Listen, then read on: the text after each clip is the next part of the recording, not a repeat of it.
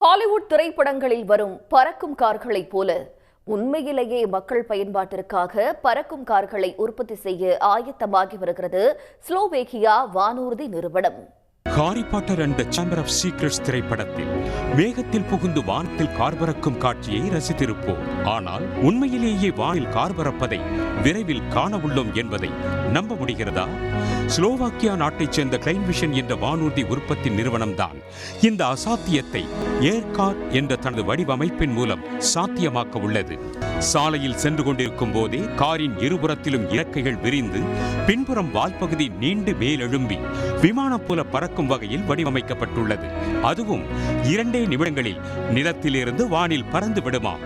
கடந்த 2021 முதன்முறையாக மாதிரி வடிவமைப்பு காரை வான்பரப்பில் பறக்கச் செய்து சோதனையிட்ட நிறுவனம் சுமார் 500 முறை 170 மணி நேரம் வானில் பறந்து சோதிக்கப்பட்டுள்ளது. முதல் தர எரிபொருளில் ஓடும் இந்த ஏர்கார் நிலத்தில் ஸ்போர்ட்ஸ் காரை போல மணிக்கு 200 கிலோமீட்டர் வேகத்தில் ஓடுமாம். வானத்தில் விமானம் போல மேல் எழுந்ததும் 250 கிலோமீட்டர் வேகத்திலும் பறக்குமாம்.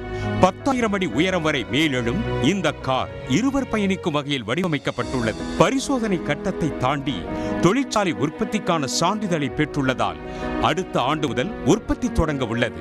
இந்த ஏர்காரின் தொடக்க விலை அதிகமில்லை, வெறும் 7 கோடி ரூபாய் தான். உடனுக்குடன் செய்திகளை தெரிந்து கொள்ள சன் நியூஸ் பெல் ஐகானை கிளிக் பண்ணுங்க.